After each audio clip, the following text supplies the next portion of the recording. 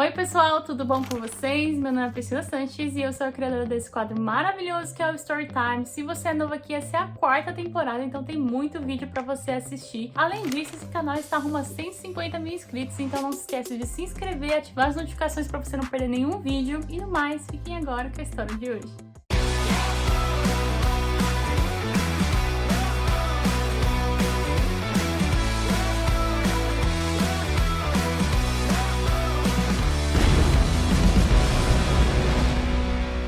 Oi pessoal, tudo bem? Eu sou a Bia e hoje eu vim aqui compartilhar um pouco da minha história do intercâmbio de au pair e também como foi o meu processo para conseguir ingressar nessa aventura que eu considero uma das melhores da minha vida. E tudo começou em 2014. Eu trabalhava numa escola de inglês e eu sempre gostei, mas eu nunca tinha estudado inglês. E eu lembro quando eu era criança eu assistia filme, eu jogava alguns jogos e tinha o inglês, mas não era nada demais. Mas a partir do momento que eu comecei a trabalhar nessa escola, eu pude começar a fazer as aulas e isso abriu um universo totalmente novo na minha cabeça. Me mostrou que existe um mundo cheio de possibilidades. Na época, eu estudava publicidade e propaganda e eu tava no meu primeiro ano e eu trabalhava o dia inteiro na escola de inglês e à noite eu ia pra faculdade. Eu percebi também que, além de ser uma língua que eu gostava muito, o inglês ia me abrir muitas oportunidades na minha área de marketing. Eu comecei a procurar intercâmbio e eu percebi que muitos intercâmbios são extremamente caros e eu não tinha como pagar por esses intercâmbios. E eu encontrei como uma alternativa o intercâmbio de au pair, que todo mundo já conhece, mas que além de ser o mais viável pra mim, também envolvia crianças. E assim, eu sou a tia, né? Adoro criança. Eu falei, nossa, o bom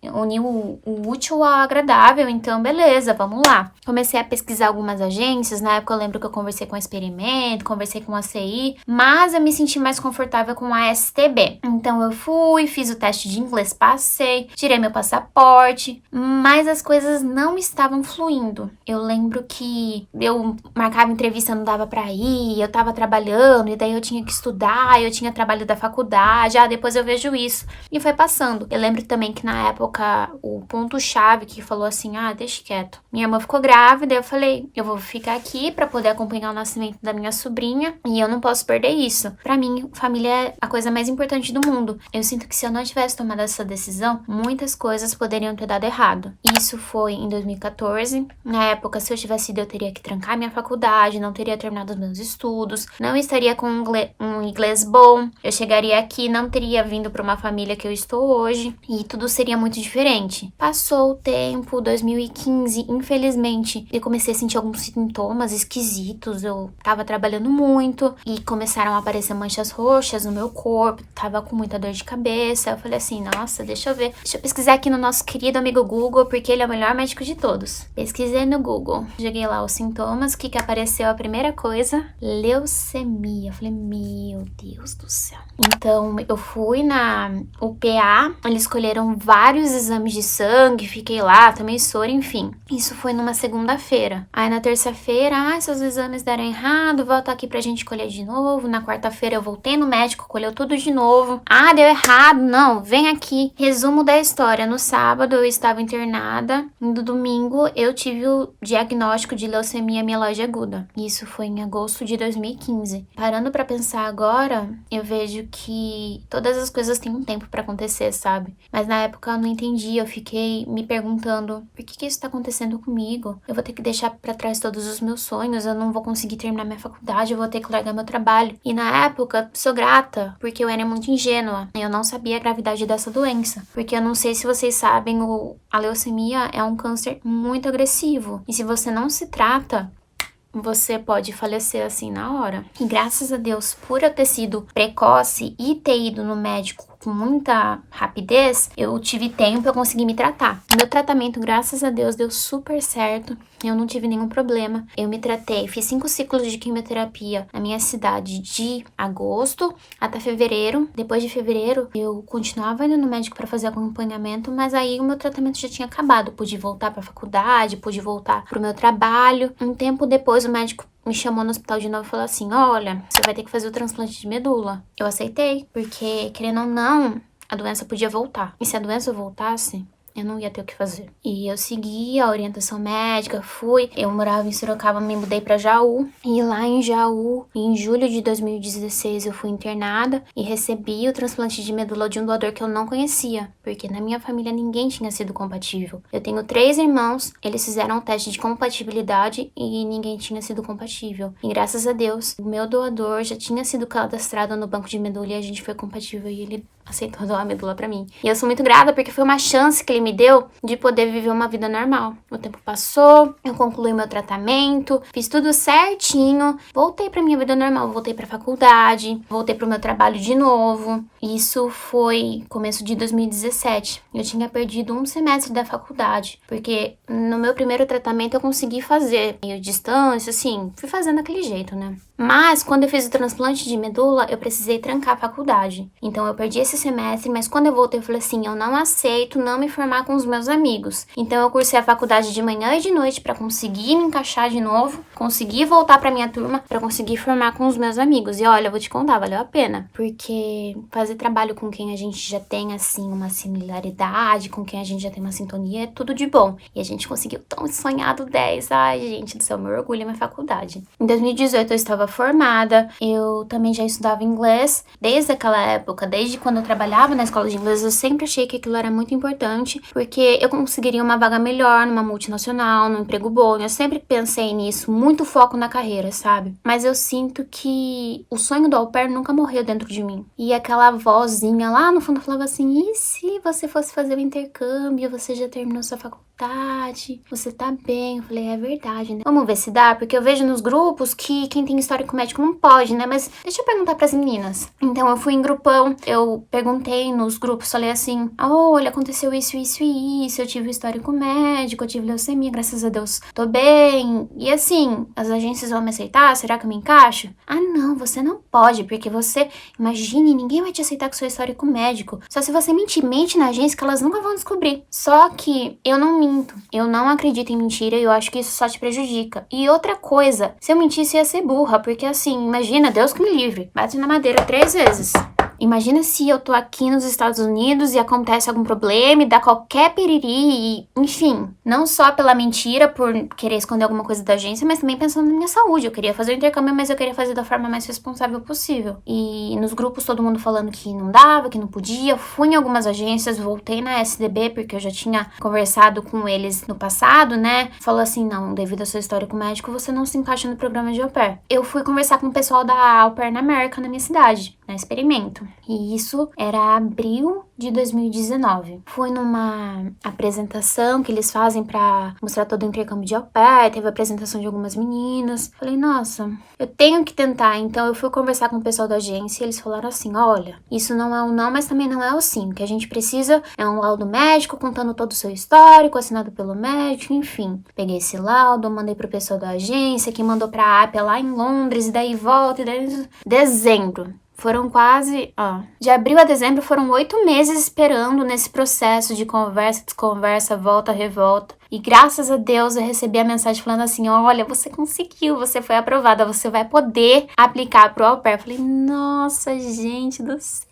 Nossa, eu lembro que naquele dia, quando eu recebi a mensagem, eu tava no meu trabalho, eu parei tudo, fui pro banheiro chorar. Nossa, que alívio, vocês não têm noção que é ficar 8 meses no limbo esperando, porque não é nem sim e nem não. Comecei a preencher o application, misericórdia, foi uma cruz pra preencher, porque era laudo médico, do laudo médico, e assinatura, e volta, e mais comprovações, e vacina, enfim. Consegui ficar online em março. 4 dias depois, eu já tava com match. Assim, tudo que demorou pra eu conseguir ficar online, em 4 dias, eu já fechei o match. Eu vou te contar, família boa. Boa.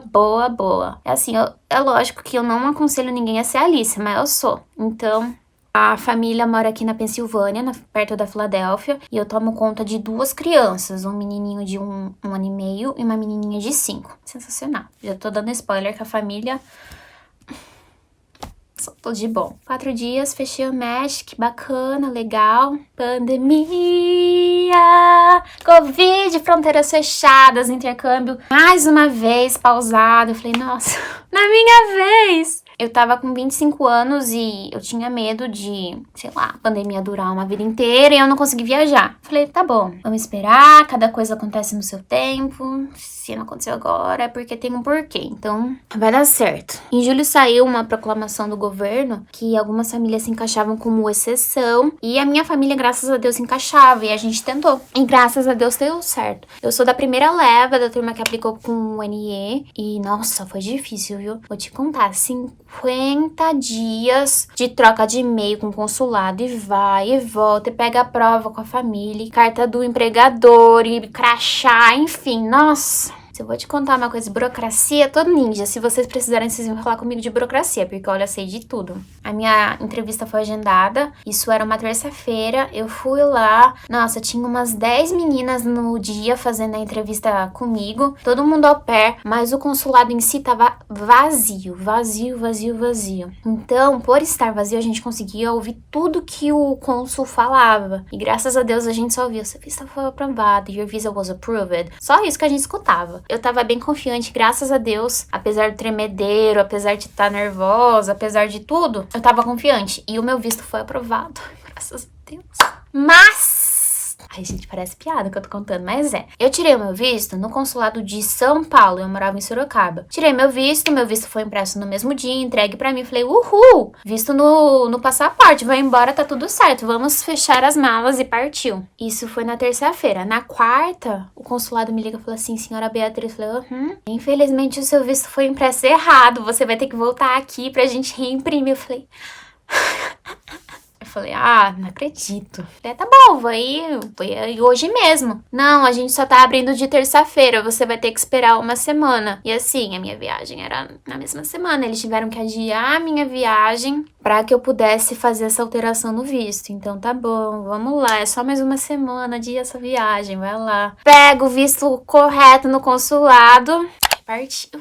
Graças a Deus, avião, não tinha quase ninguém no avião, pude ir dormindo, uma tranquilidade, não teve nenhum problema. Eu cheguei nos Estados Unidos, fui super bem recebida, a família nossa, a família é muito fofa. As crianças, nossa, duas belezinhas. E os fofos são tipo meus irmãos mais velhos. A gente tem uma relação de amizade, é muito bacana. Eu nunca tive problema com os fofos, nunca tive problemas com as crianças. É lógico que no começo a adaptação é difícil, porque você tá num país novo, falando uma língua diferente o tempo todo. Eu lembro que quando eu cheguei, a minha cabeça ficava extremamente cansada, eu ficava lenta, eu ficava desastrada, derrubava tudo, porque a minha cabeça não tava pensando, sabe? Eu esquecia muitas palavras, mas assim, com o tempo isso passou. Nossa, eu lembro que o meu primeiro mês de intercâmbio voou. Eu viajei já no meu primeiro mês, fui pra Boston. Mesmo na pandemia, a minha família era um pouco mais de boa. Então, com todas as precauções, eu viajei. No meu primeiro mês eu já fiz amizades. Eu dei sorte que aqui na mesma rua, assim, 3 casas pra frente andando a pé, tinha uma outra pera, então eu fiz amizade com ela. Ela tinha outras amigas, então eu já cheguei acolhida. Foi muito bacana, assim, meu primeiro mês foi sensacional. No meu segundo mês, eu tava trabalhando normal, tava aqui com as crianças, eu sempre fui muito família, já contei pra vocês. E eu era muito vergonhosa, né? Eu ligava pra minha família quando eu tava sozinha no quarto, com ninguém vendo, porque eu tinha vergonha. E nesse dia, não tinha ninguém em casa. A minha fofinha tava na escola, eu tava só com o bebê. Não sabia que o fofo tava em casa, eu achei que eu tava sozinha. Eu liguei esse dia pra minha mãe pra mostrar o meu bebê e falar assim, que coisa, sabe? Coisa que a gente sempre faz. Isso foi, acho que 9 horas da manhã, eu liguei pra ela, a gente conversou um pouquinho, mostrei o bebê, mostrei um pouco da casa, sabe? Tudo novo. É incrível, quando a gente chega aqui, é a dishwasher, é a secadora, é tudo novo, enfim. Como a minha mãe nunca viajou, ela também tinha curiosidade, eu tava mostrando as coisas pra ela. E nesse dia, a gente conversou um pouco, mostrei o bebê. Aí eu tava preparando o almoço do bebê nesse dia, era 11 horas,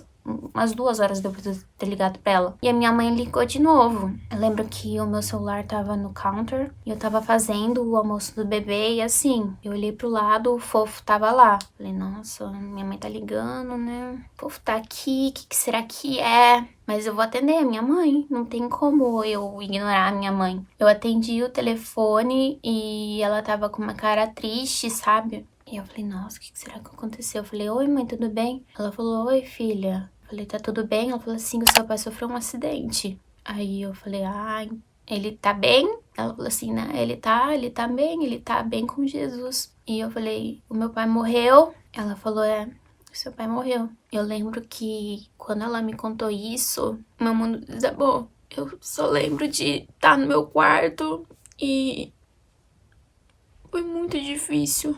Eu tenho vagas lembranças, assim, desse momento, mas meu pai, ele tava indo pra uma consulta médica e quando ele voltou, ele bateu na costa de um caminhão e morreu na hora. Eu não contei isso, mas antes de vir, meus pais me fizeram prometer. Eles falaram assim, olha, Bia, quando você estiver no seu intercâmbio, você não vai voltar. Não vai voltar nem se alguém morrer. Eu falei, tá bom, nossa. Por que vai fazer eu prometer isso? Eu pensava que eles tinham me feito prometer isso porque eu dei 2 cachorrinhas no Brasil e elas são idosas. A gente nunca sabe o que Deus reserva pra gente, né? Tava no meio da pandemia, não tinha como voltar. Eu tinha feito essa promessa e eu decidi continuar aqui mesmo com o falecimento do meu pai. Fiquei acho que 1 semana sem trabalhar. Eu lembro que eu ficava 24 horas com ligação de vídeo com a minha família no Brasil. Foi muito difícil. Naquele dia, uma parte de mim morreu junto com o meu pai. Até hoje tem esse buraco no meu peito, não tem nada que feche. O tempo, ele faz a saudade só aumentar. A gente consegue suportar um pouco mais, mas a saudade, ela nunca passa. Eu lembro que a minha mãe falava na época, filha, aproveita. O seu pai ia querer te ver feliz. E eu tenho certeza que ele não ia querer me ver triste, abalada, abatida. E eu entendo que a forma com que ele partiu foi um desejo até do coração dele. Não que ele desejou morrer. O que eu quis dizer é que eu lembro que ele me falava, inclusive eu tenho um vídeo disso, que ele pedia pra Deus, ele queria ter saúde até o último dia da vida dele, que ele não queria morrer velho e que ele queria partir em paz. E do jeito que aconteceu o acidente, foi triste, foi trágico, mas foi exatamente da forma como que ele pedia. Nós temos experimentado essa bondade de Deus muito grande na nossa vida. Na verdade, Deus ama a todos nós, Ele derrama o amor dele sobre nós todos os dias. E nós temos muito que agradecer. Eu levanto toda manhã, a primeira coisa que eu faço é agradecer a Deus por mais um dia. Eu não tenho pedido mais coisas para Deus. A única coisa que eu tenho pedido é que eu não quero ficar muito velho, só isso. Eu quero ficar bem de saúde até o final dos meus dias. Mas eu não tenho pedido mais nada, eu não tenho pedido coisa, não tenho pedido... Não. Apenas que eu consiga andar no caminho dele. Não tem explicação, a gente não entende, mas a gente aceita, né? Tive que aceitar, eu tive que respirar e eu tive que continuar. A vida, ela não termina quando alguém parte. Ela só ensina pra gente que, mesmo com todas as dificuldades, ainda existe um propósito, mesmo que a gente não entenda. Até tá aqui. Essa foi a última foto que eu tirei com meu pai no aeroporto. A última foto que eu tenho com ele. O meu 3º mês de intercâmbio foi muito sombrio. É muito vago, não me lembro de como foi. Eu lembro que eu passei por ele como se eu estivesse engolindo um garfo. Eu chorava todos os dias e era uma saudade. Mas graças a Deus, com o tempo foi ficando um pouco mais suportável. Eu conheci novas amizades, comecei a fazer novas coisas, eu viajei para novos lugares. Eu não viajei tanto quanto algumas meninas, porque um dos meus objetivos era guardar dinheiro, então tudo com um pouco de balanço. Fazia algumas viagens, mas nada muito extravagante. Eu tô aqui faz 1 ano, eu acabei de começar meu 2º ano, atendi com a mesma família e não tem como. Essa família é muito boa. Eu nunca tive nenhum problema com eles. Durante os meus momentos mais difíceis, eles sempre estiveram do meu lado, me apoiando, me dando todo o suporte que eu precisava. E eu realmente gosto dessa parte aqui do país. Eu gosto aqui da Filadélfia, pertinho de Nova York, eu gosto dessa costa. Gosto do frio, gosto da neve. Foi tão mágico ver a neve pela primeira vez. Eu lembro que quando eu vi a neve pela primeira vez, eu liguei pra minha família e, apesar de tudo ser meio incompleto, ainda vale a pena. O ponto que eu quero chegar é que a gente nunca entende o que e o porquê as coisas acontecem. Mas se a gente aceitar de coração aberto, a gente consegue ter uma experiência muito melhor e mais feliz. Tive muitos capítulos, alguns bons, alguns difíceis, alguns mais engraçados, alguns que são insuportáveis, mas eu tô aqui e sou muito grata. Hoje eu queria dizer pra vocês que estão me assistindo, que estão ouvindo a minha história, que não desistam. A gente vai ter empecilhos, a gente vai ter pedras no caminho, mas se você enfrentar essas batalhas, se você sempre olhar as coisas com otimismo, a sua vida vai ser mais doce, a sua vida vai ser mais tranquila, mesmo que nem tudo dê certo pra você. O intercâmbio de au pair me ensinou a ser resiliente, me ensinou a ser persistente, e eu não trocaria essa experiência por nada. Eu acho que cada um tem que passar por aquilo que tá destinado, e eu tenho certeza que eu ainda tenho muito pra aprender aqui. Eu não mudaria nada, porque tudo que aconteceu tá me moldando, então eu não mudaria nada. Pri, obrigada pela oportunidade. Meninas que estão me assistindo, obrigada por ouvirem minha história. Eu espero que vocês tenham gostado. Eu acredito que ainda tem muita coisa boa pra acontecer e eu tenho fé que o choro dura uma noite, mas a alegria sempre vem pela manhã. Então não desista. Muito obrigada. Eu espero que você tenha gostado da história de hoje. Não se esquece de se inscrever, ativar a notificação, comentar, compartilhar, dar like. Ajude esse canal a continuar crescendo. Já estamos aí no rumo de 150 mil inscritos. E se você é au pair ou se você fez algum tipo de intercâmbio e quer participar desse quadro, é só me mandar um e-mail com o assunto "Quero participar do Storytime", que eu vou te responder explicando como que funciona pra você vir aqui no canal contar a sua história. No mais, eu vou ficando por aqui. Um beijo e até a próxima. Tchau!